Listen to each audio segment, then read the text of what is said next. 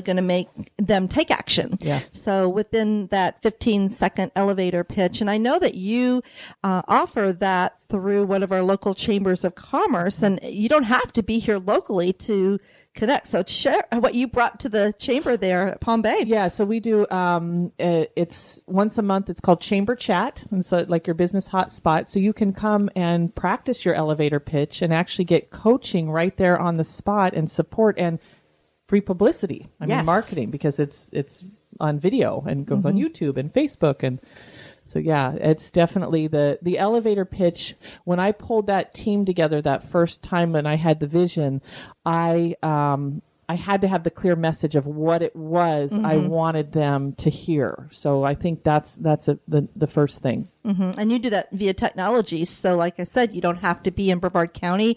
Any of our listeners that are outside of this area, you can actually go, I think you use Facebook Live, you use Google Hangouts when you do that. So that is so cool. And I know that one of our attendees that was at our branding workshop last week, she has taken part in that, Diane Bryson. Yes. And you wait till you hear her new brand statement. Oh, yes. She used it the other day. I don't think she'd mind if I shared it, but she did use it, I think, at the Leads group at the Chamber the other day. She is now the Brevard Telecom Diva. Wow. So what a statement. She works with like 400 companies. I mean, it's just, she's definitely got the... She is the one you want to tap into. I'm going to give you some free publicity here, Diane, because she is phenomenal. Diane's great. Diane is great. But I know she really does look forward to all of your events there, too, and doesn't miss anything.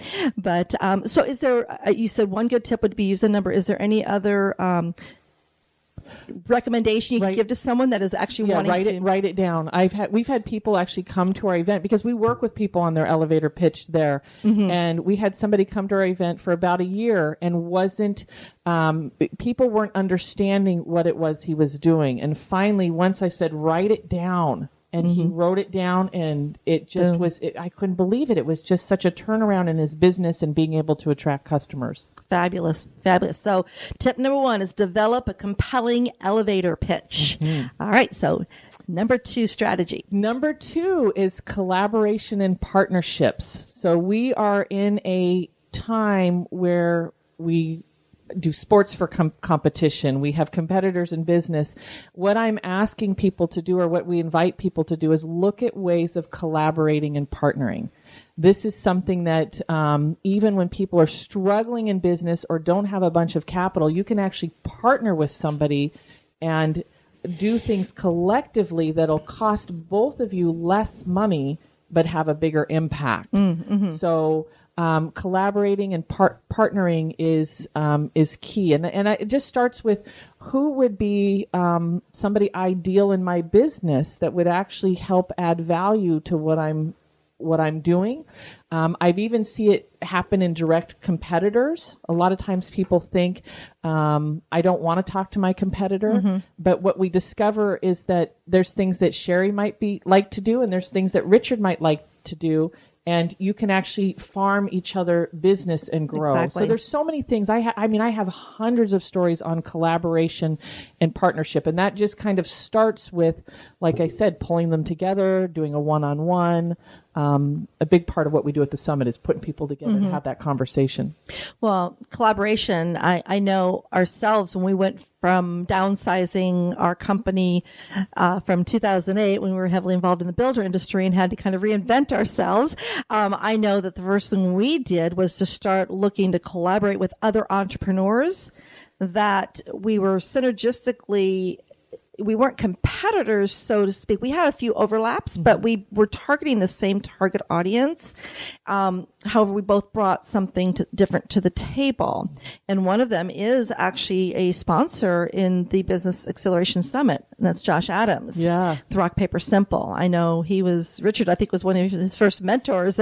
But we brought him on. I started mentoring him when he was 14. No, he wasn't 14. Yeah, it was. No, it wasn't. He looked 14. He was 21. He still looks 14. He was in college, just starting. No, just starting college. Just starting. Yeah. He always says that when he was 14. That's when he first started with his technology. Been doing his technology that long. But yeah, it was, it showed, but you had to really start trusting. because that was probably the hardest challenge for me when you start collaborating, especially with those that you have some overlaps. So any tips on that? Absolutely. Okay. Absolutely. And I just wanted to add that when we say the word partnership or collaborate, it doesn't necessarily mean that you have to get an attorney and do a partnership agreement. There's so many ways to collaborate in marketing, advertising, shared lists. So tips would be having the conversation. I love Stuart Levine's process of agreements for results, and it's 9 questions that you sit down and you ask. So what's our intention and vision? What are the roles? Who all's going to be playing? How do we measure satisfaction? What are fears and concerns? Because a lot of times in partnerships and collaboration, we don't talk about those things. And that's important because when we give it voice, then we can manage it and deal with it.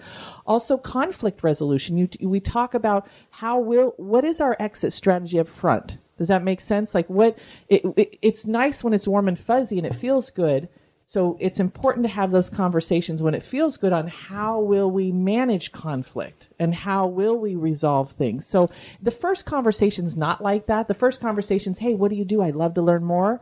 And just share authentically and be thinking about, how can I help this person? What can I do for this Very person? important. You know, when you and I got together about this, I said, what are all the different things I can do with Sherry? Exactly. And when I come at a collaboration at that place, it many times it just naturally melds. We start supporting each other.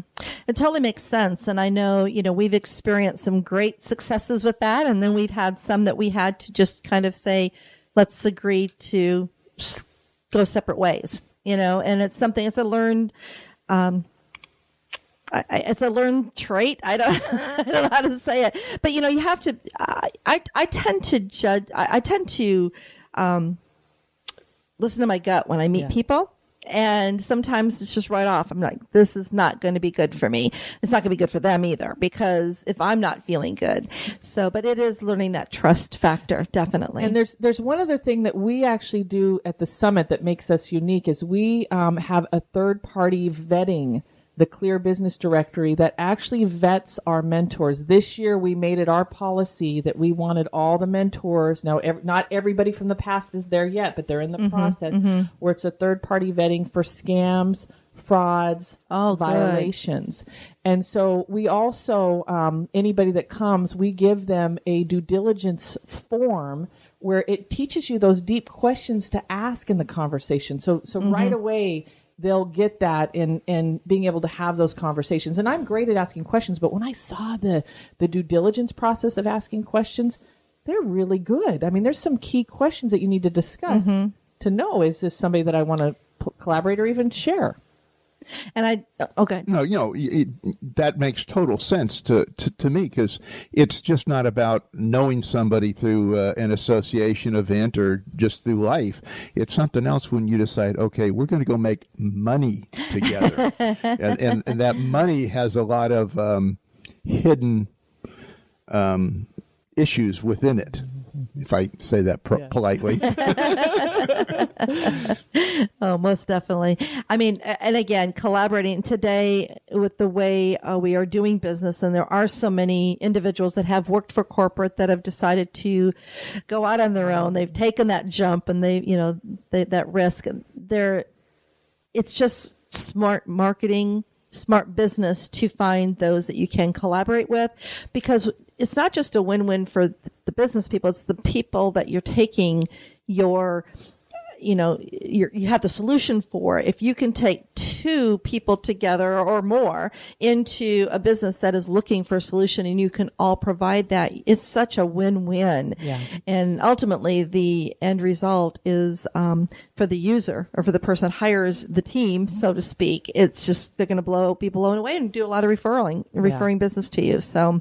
Yeah, I think that, if you don't have a partner that you're working with, or you feel alone in business, sit down and just write down 3 people right now who would be an ideal partner. If you can't name a name, think of maybe a type and write it down and see what you can do to get together for tea or coffee or stretch out of your comfort zone. But collaborating and partnering, I think we're in a time right now that this is what really moves people quicker. If you're doing things alone, you can do them alone, but it doesn't have to work that way anymore.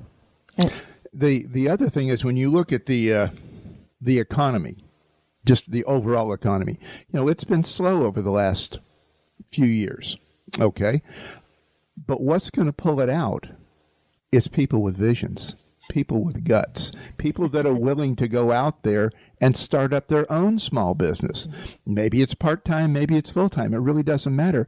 But once you do that and you understand that you can make money, maybe not replace your salary in your first effort or your first year, but you're understanding, oh, wow, I can pick up an extra $500,000 a month. This is cool, on that whole side of it. Of course, that whole vision got started in the MLM industry a long time ago, but by the same token, it still fits within that definition that you were just describing on that is go out and take responsibility for yourself. Mm-hmm.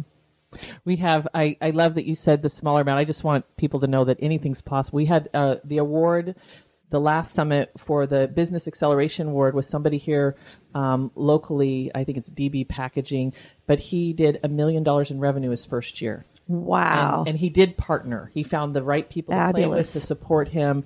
And he got the award. I mean, it's like anything is possible when you align yourself with people that can.